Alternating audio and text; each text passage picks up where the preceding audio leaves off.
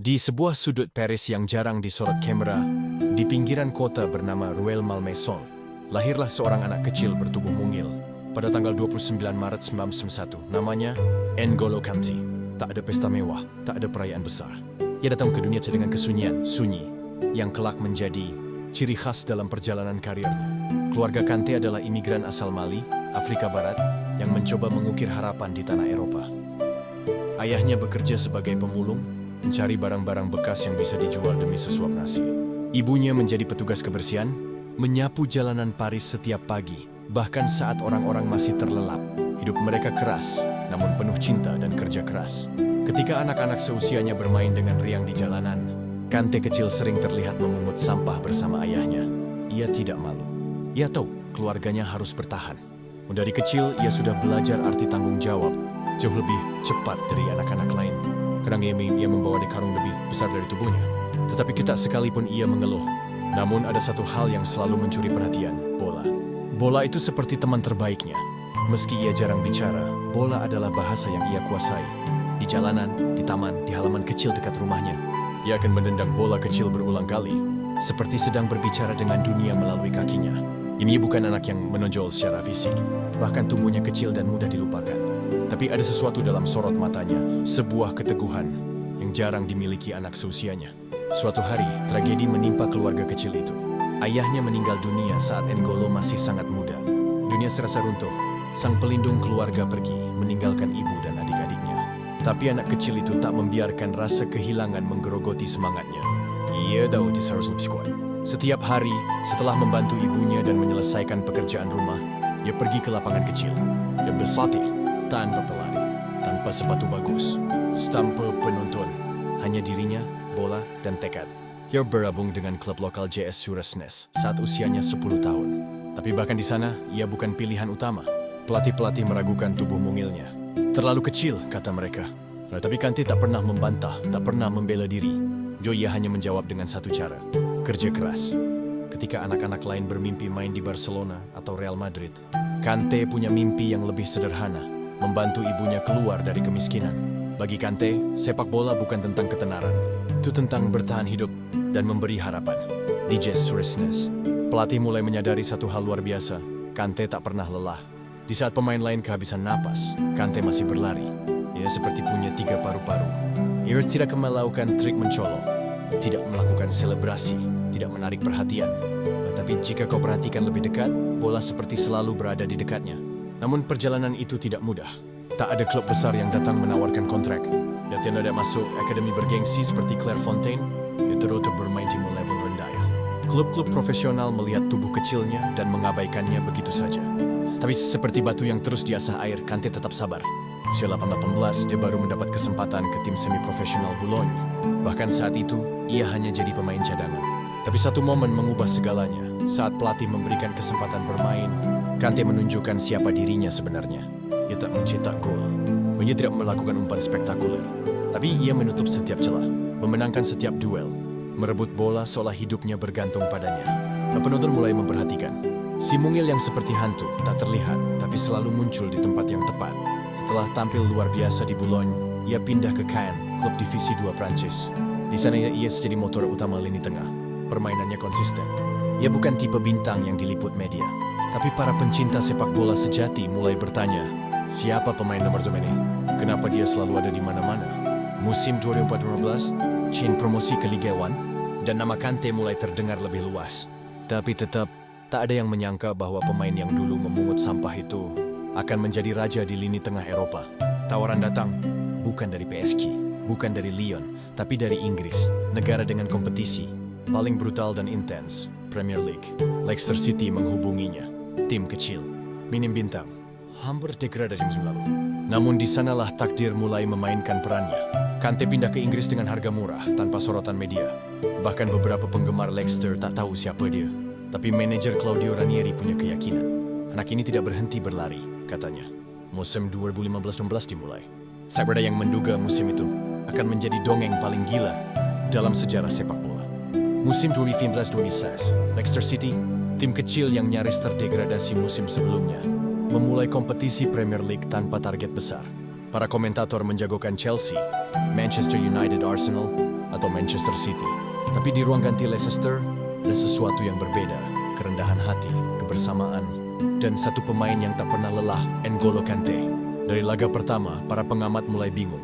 Siapa pemain nomor 14 yang seolah bisa membelah dirinya jadi dua? Kante tak pernah ada di kamera, tapi selalu ada di lapangan.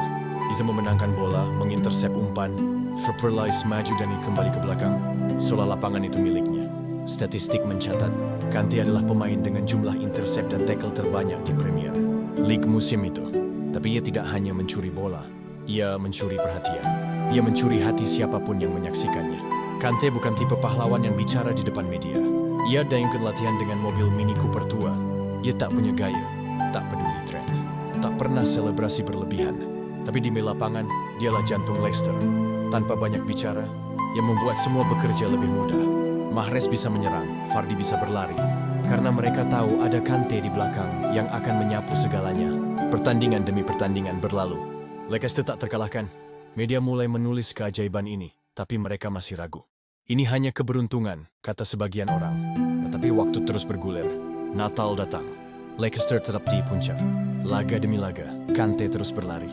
90 menit, itu baru pemanasan. Ia menjadi wajah tak terlihat dari kisah gila itu. Dan akhirnya, made result sesat. Dunia tercengang. Leicester City resmi menjadi juara Premier League, mengalahkan semua raksasa Inggris. Sebuah keajaiban dengan peluang 5.000 banding 1. Sebuah kisah yang akan dikenang selamanya. Di balik semua itu, ada Kante. Pemain yang tidak mencetak banyak gol, tidak menjadi top skor. Tapi semua pemain dan pelatih tahu, tanpa Kante, kisah ini mungkin tidak pernah terjadi. Gary Lineker berkata bahwa dia pemain terbaik yang tidak pernah terlihat. Claudio Ranieri menambahkan, dia seperti ada 3 orang di lapangan. Tapi apa yang dilakukan Kante setelah juara? Ia berbulan, ia membantu Ibain. Ia tak mengadakan pesta besar. Ia tetap menyetir Mini Coopernya. Dia tetap N'Golo Kante. Si pemalu yang tak pernah berubah. Selesai ia menjadi bersama Leicester. Banyak klub besar berebut tanda tangannya. PSG datang. Arsenal tertarik. Tapi Chelsea bergerak cepat. Musim panas 2016. N'Golo Kante resmi bergabung dengan The Blues. Sebuah tim yang baru saja mengalami musim buruk. Tapi Chelsea tahu, jika ingin bangkit, mereka butuh fondasi yang kokoh. Dan fondasi itu bernama Kante. Di bawah asuhan Antonio Conte, Kante menjadi mesin lini tengah Chelsea. Formasi 3-4-3 menjadi senjata andalan. Dan di tengah-tengahnya, ada Kante yang tak tergantikan. Musim pertamanya di Stamford Bridge adalah pengulangan dongeng. Chelsea menjadi juara Premier League. 2 musim berturut-turut, Kante membawa 2 tim berbeda menjadi kampiun. Sebuah pencapaian yang hampir tak pernah terjadi sebelumnya. Namun lebih dari itu, dunia mulai membuka mata. Pemain terbaik bukanlah yang paling mencetak gol, atau yang paling banyak tampil di iklan. Terkadang, ia adalah pria sederhana yang rela kakinya hancur demi timnya menang. Ia meraih gelar pemain terbaik versi PFA musim itu, sebuah penghargaan bergengsi, yang biasanya dimenangkan oleh pemain menyerang. Tapi tidak kali ini. Semua mata melihat ke arah pemain yang tak suka menjadi sorotan, dan untuk pertama kalinya, ia tidak bisa bersembunyi. Musim demi musim berjalan. Di saat pemain lain berubah, tenggelam oleh popularitas, Kante tetap sama. Isatongkel di rumah Siedren, tetap membawa Mini Cooper tuanya ke latihan, dan masih senyum malu-malu saat dipuji. Rekan setimnya Eden Hazard pernah berkata, jika kamu melihat Kante mencuri bolamu, lupakan saja. Kamu tidak akan mendapatkannya kembali. Kante tidak hanya memenangkan trofi, ia memenangkan rasa hormat. FA Cup, UEFA Super Cup, bahkan Liga Champions akhirnya ia raih. Dan di final Liga Champions 2020, saat Chelsea menghadapi Manchester City, Kante tampil sebagai man of the match. Ia menghentikan serangan demi serangan.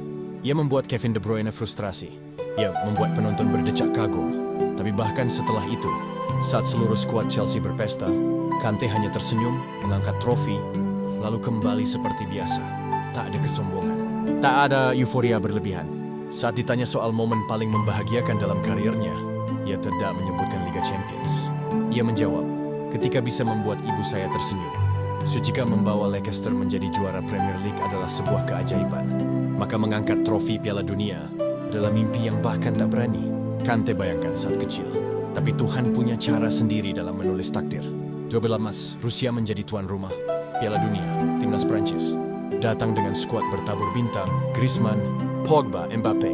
Namun di tengah semua sorotan, ada satu nama yang jarang disebut oleh headline media, N'Golo Kante. Didier Deschamps, pelatih Timnas Prancis, tahu betul siapa yang akan menjadi penyeimbang semua ego besar itu. Ia tidak pernah ragu. Kante bukan sekadar pilihan utama. Ia betul-betul fondasi tak tergantikan. Pertandingan demi pertandingan, dunia kembali menyaksikan keajaiban pria pendiam ini. Ia tak pernah berhenti berlari. Tak pernah lelah, tak pernah terpancing emosi. Di laga kontra Argentina, Kante adalah tembok tak terlihat yang membuat Messi tak bisa berbuat banyak. Di semifinal melawan Belgia, ia adalah alasan Hazard tidak bersinar. Di ruang ganti, para pemain menyadari bahwa ada seseorang yang melakukan pekerjaan paling kotor, paling berat, namun paling penting. Dan itu adalah Kante. Bahkan saat Prancis menang besar, ia tidak pernah mencuri kamera. Ia tak pernah meminta pujian. Lalu datanglah malam 15 Juli 2018. Laga final Piala Dunia di Luzhniki Stadium Moskow. Prancis menghadapi Kroasia. Kante bermain seperti biasa, sabar, disiplin, tanpa banyak bicara. Namun di babak kedua, ia harus diganti. Ia mengalami gangguan fisik yang jarang diketahui media saat itu. Karena ia tak pernah mengeluh. Dan ketika peluit panjang dibunyikan, Prancis resmi menjadi juara dunia. Beberapa pemain berfrak melepat menangis. Kamera mengarah ke Mbappe, Griezmann, Pogba. Tapi di satu sudut lapangan, N'Golo Kante hanya berdiri, memegang wajahnya. Ia telah menjadi juara dunia. Pria yang dulu memungut sampah di jalanan, Paris kini memegang trofi emas paling bergengsi di dunia sepak bola. Ada satu momen mengharukan yang terekam. The camera, Kante berdiri malu-malu di tengah kerumunan. Tak berani menyentuh trofi. Ia hanya menatap sambil tersenyum kecil. Hingga akhirnya Steven Nzonzi memanggil teman-temannya dan berkata, memberikan trofinya ke Kante, dia pantas memegangnya. Dan ketika trofi itu sampai di tangannya, dunia tahu tidak ada tangan yang lebih pantas memegangnya. Pogba dalam sebuah video berseru, Kante menghentikan Messi. Kante menghentikan Hazard. Kante menghentikan semua orang. Dia terlalu rendah hati untuk mengakuinya. Namun Kante hanya tersenyum kecil dan menunduk. Dia tidak butuh tepuk tangan, tidak butuh sanjungan. Karena dia tahu, yang paling penting adalah bagaimana dia bisa membuat negaranya bangga. Setelah meraih segalanya, Premier League, FA Cup, Liga Champions, Piala Dunia, banyak orang berpikir N'Golo Kante akan bersantai, menikmati kejayaannya. Tapi hidup tidak pernah seindah dongeng tanpa sisi gelap. Tahun 2006 hingga 2022 adalah tahun-tahun yang sunyi bagi Kante. Tubuhnya yang selama ini kuat menahan beban mulai berbicara. Cedera demi cedera datang silih berganti. Hamstring, lutut, punggung. Kante yang dulu selalu ada di setiap jengkal lapangan kini mulai sering tak terlihat. Dan itu menyakitkan. Bukan hanya karena ia tak bisa bermain, tapi karena ia merasa gagal membantu timnya. Itu yang paling menyiksa hati kecil Kante, rasa bersalah. Bahkan saat tubuhnya sendiri memohon untuk beristirahat, ia masih ingin terus bermain. Tapi ia manusia, para fans mulai khawatir. Media mulai berspekulasi, sudah habis? Sudah menurun? Namun seperti biasa, Kante tak menjawab dengan kata-kata. Ia menghilang dari publik, kini muncul di media sosial, tidak membuat drama. Ia hanya berjuang dalam diam. Di tengah semua itu, ia kehilangan seseorang yang sangat penting saudaranya. Meninggal dunia karena serangan, jantung mendadak, beberapa hari sebelum Piala Dunia 2018 dimulai. Tapi dunia baru tahu dia setelah beberapa tahun. Karena Kante tak pernah menggunakan kesedihan sebagai alasan. Ia ada manusia semuanya di dalam hati. Kesunyian itu membuatnya semakin kuat. Tahu setidaknya dia mencoba menjadi kuat. Musim demi musim siap mencoba kembali. Tapi cedera datang lagi. Sampai akhirnya, di tahun 2023, kontraknya dengan Chelsea berakhir. Banyak yang mengira, inilah akhir dari kisah N'Golo Kante di panggung besar sepak bola. Namun Kante tak pernah peduli soal sorotan. Ia memilih pergi ke Arab Saudi, bergabung dengan Al-Ittihad. Keputusan yang mewujudkan banyak orang. Tapi bagi Kante, hidup bukan tentang sorotan. Ia ingin bermain, membantu, dan tetap menjadi dirinya sendiri. Dan saat ia tiba di Saudi, masyarakat menyambutnya bukan sebagai bintang, tapi sebagai sosok rendah hati yang membawa harapan. Ia masih tersenyum kecil, masih enggan diwawancara, masih menunduk saat dipuji. Tapi di balik semua itu, ia tetap menjadi N'Golo Kante. Pemain yang pernah memungut sampah, kini menjadi simbol kesederhanaan, kerja keras, dan keikhlasan. Hari ini, nama N'Golo Kante tak hanya tertulis dalam buku-buku sejarah sepak bola. Ia tertulis di hati jutaan orang yang percaya bahwa untuk menjadi besar, kamu tak perlu keras kepala, sombong, atau haus pujian. Cukup jadi dirimu sendiri dan berikan segalanya dengan hati. Kante tidak pernah memimpin dengan suara lantang, tapi ia memimpin dengan contoh, dengan kerendahan hati, dengan dedikasi, dengan cinta yang tak bersyarat terhadap permainan dan orang-orang di sekitarnya. Naksada crashing dari jalanan di seluruh dunia, dari Afrika hingga Asia, melihat sosoknya dan berkata, Kalau dia bisa, aku juga bisa. Ia adalah bukti bahwa tubuh kecil bisa menyaingi raksasa, bahwa kebaikan hati tak membuatmu lemah, bahwa kamu bisa menjadi pahlawan tanpa pernah menyebut dirimu sebagai satu. Pogba pernah mengatakan, Kante bisa mencuri bolamu, lalu meminta maaf setelahnya. Kalimat itu mungkin terdengar lucu, tapi di baliknya ada makna yang dalam, kekuatan. Sejati tak perlu ditunjukkan dengan amarah, tapi dengan kelembutan yang tegas. Di dunia yang haus sorotan, Kante justru memalingkan wajahnya. Di era ketika pemain berlomba-lomba membangun citra di media sosial, Kante memilih menghindar dari kamera. Dan justru karena itulah, ia dikenang. Bukan hanya sebagai pemain hebat, tapi sebagai manusia yang tulus. Saat ia pulang ke kampung halamannya, ia tidak membawa rombongan bodyguard. Ia menyewa tetangga, membantu warga sekitar, dan sesekali terlihat bermain bola dengan anak-anak tanpa alas kaki. Ia membangun masjid, ia membantu lembaga sosial. Tapi semua itu tanpa pengumuman, tanpa press release, tanpa pamrih. Karena itulah N'Golo Kante, pemain yang nyaris tak terlihat, tapi kehadirannya mengubah segalanya. Dari seorang anak kecil yang kehilangan ayah, yang memungut sampah di jalanan Paris, dari pemain bertubuh kecil yang selalu diremehkan, dari pria pemalu yang tak pernah menyombongkan diri, hingga menjadi juara Premier League, Liga Champions, dan Piala Dunia. Kante membuktikan satu hal, kadang orang yang paling diam menyimpan kekuatan paling luar biasa. Dan mungkin dalam dunia yang bising, kita semua butuh sedikit keheningan dari sosok seperti N'Golo Kante yang mengajarkan kita bahwa yang terpenting bukanlah bagaimana kita dilihat orang, tapi bagaimana kita menjalani hidup dengan hati. Terima kasih N'Golo Kante. Bukan hanya karena kamu pemain hebat, tapi karena kamu mengingatkan dunia bahwa menjadi baik masih bisa jadi jalan menuju kejayaan.